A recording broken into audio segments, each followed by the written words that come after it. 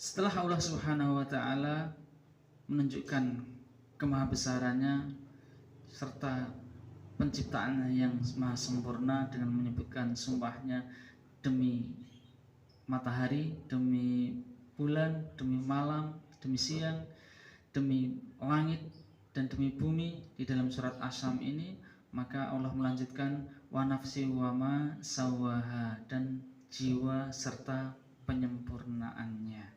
Ya, Allah Subhanahu wa taala menyebutkan jiwa serta penyempurnaannya.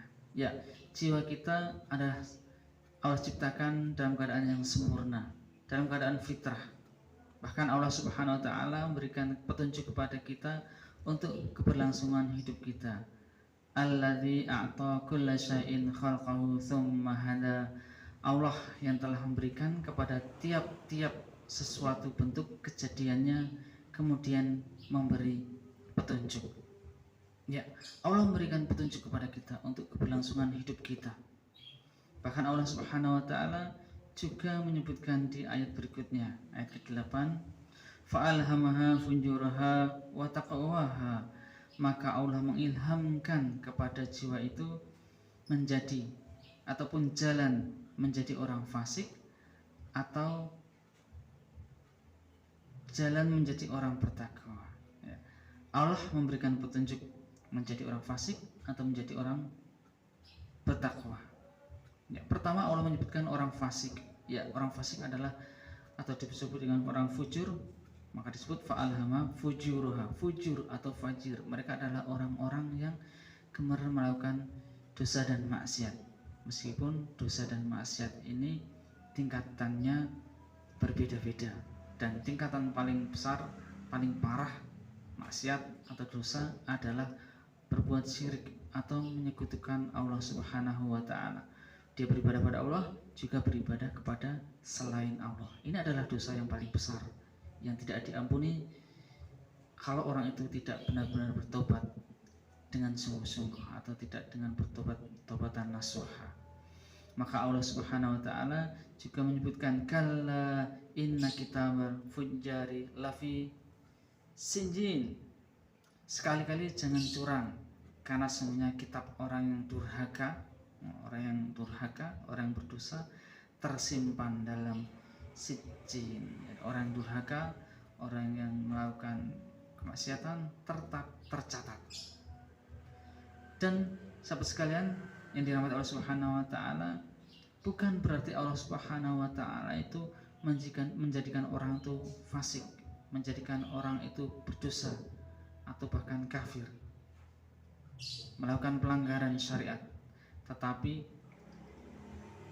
karena orang itu telah memilihnya, Allah Subhanahu wa taala mewanti-wanti, falamma zahu azaghallahu qulubahum, maka tatkala mereka berpaling dari kebenaran, yakni Allah memalingkan hati mereka.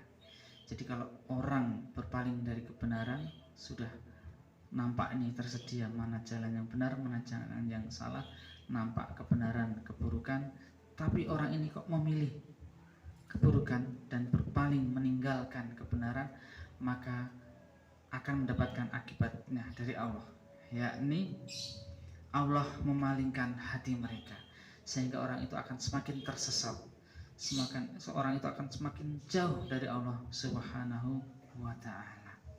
Namun sebaliknya, orang yang bertakwa itulah orang yang akan mendapatkan keberuntungan.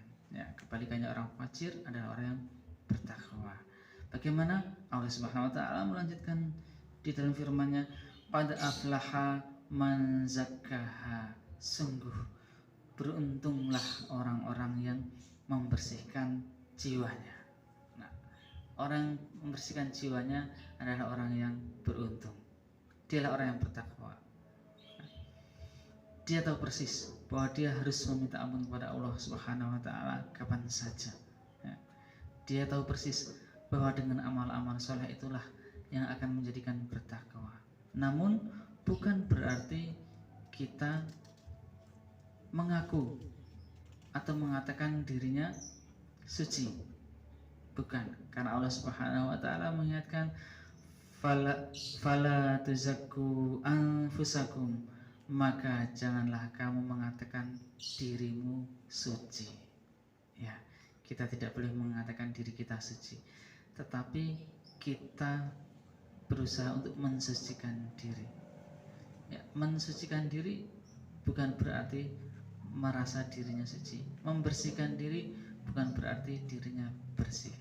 Sehingga jika ada orang ataupun kita banyak-banyak istighfar, beramal soleh, bertakwa, bukan berarti kita merasa suci. Justru kita ingin disucikan oleh Allah Subhanahu wa taala. Justru kita ingin membersihkan diri dari dosa-dosa kita. Allah Maha Pengampun. Maka Allah Subhanahu wa taala juga memberikan kebalikannya. Wa qad khaba man dassaha, dan sesungguhnya merugilah orang-orang yang mengotorinya. Ya, mengotori jiwanya, mengotori hatinya, dialah orang yang merugi. Dan kerugian yang terbesar kita bersama ya adalah dimasukkan ke dalam neraka. Bahkan di dunia pun sudah merugi. Orang akan tahu persis orang-orang yang kotor. Karena kita pernah mendengar Nabi telah bersabda bahwa dalam diri seorang itu ada segumpal daging. Jika daging itu baik, maka baiklah seluruh tubuhnya. Jika buruk daging itu, segumpal daging itu, maka buruklah seluruh tubuhnya, perilakunya. Dan itu adalah hati. Ada yang mengatakan itu adalah jantung, tapi hakikatnya itu adalah jiwa yang terdiri hati kita. Jika hati kita baik, jiwa kita bersih, maka seluruh tubuh kita akan baik, tutur kata kita akan baik, perilaku kita akan baik. Begitu juga sebaliknya. Jika ada orang yang tutur katanya kotor, maaf, ucapannya kotor, maaf, ataupun perilakunya perilaku yang jelek, itu artinya hatinya juga kotor, hatinya juga jelek. Sehingga Allah Subhanahu wa taala menasihatkan juga kepada kita untuk selalu berdoa semoga Allah memberikan kita ke dalam jalan yang benar.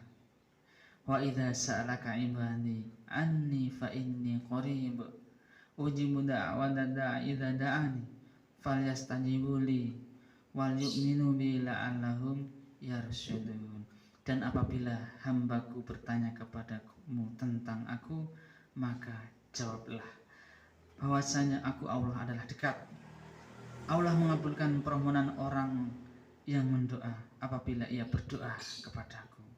Maka hendaklah mereka itu memenuhi segala perintahku, ya, memenuhi perintah Allah. Dan hendaklah mereka beriman kepadaku agar mereka selalu berada dalam kebenaran.